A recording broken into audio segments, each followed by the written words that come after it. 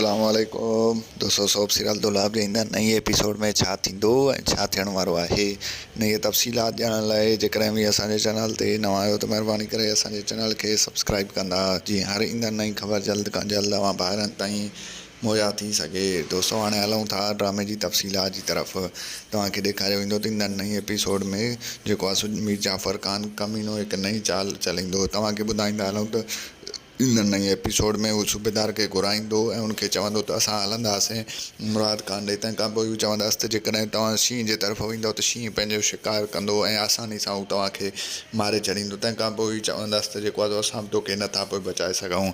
ऐं ॿी तव्हांखे ॻाल्हि ॿुधाईंदा हलूं त जेको आहे सो रज़न वारा केस था हथु खणंदा। जीअं दोस्तों तव्हांखे ॿुधाईंदा हलूं त ईंदड़ नई एपिसोड में जेको आहे सो मंसूर ख़ान जी हाज़िरी आहे ऐं तंहिंखां पोइ हू जेको आहे सो उन केस तां हथु खणी छॾींदा ऐं मंसूर ख़ान खे आज़ादु करे छॾींदा।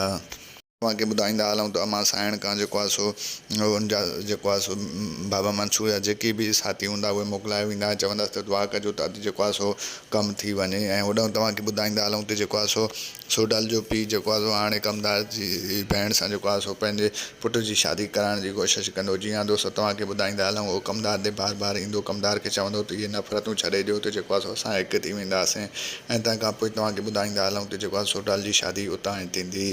ऐं होॾां वरी तव्हांखे ॿुधाईंदा हलूं रुस्तम वारो भाउ जेको आहे तमामु घणे गुस्से में हूंदो ऐं चवंदो त हाणे हिन कमीने ख़ान ऐं मीर शाहनवाज़ ख़ान खे ॾिसणो पवंदो। जेकॾहिं हाणे इहे पाण में विड़िया आहिनि त असां उन जो फ़ाइदो वठी करे मीर शाहनवाज़ ख़ान ते हमलो कंदासीं। दोस्तों, अव्हांखे मुंहिंजो रिपोर्ट कीअं लॻो कमेंट में पंहिंजो राय ॾींदा। वठंदासीं इजाज़त, मिलंदासीं नए वीडियो में, रखंदा पंहिंजो ख़्यालु, ॾींदा इजाज़त।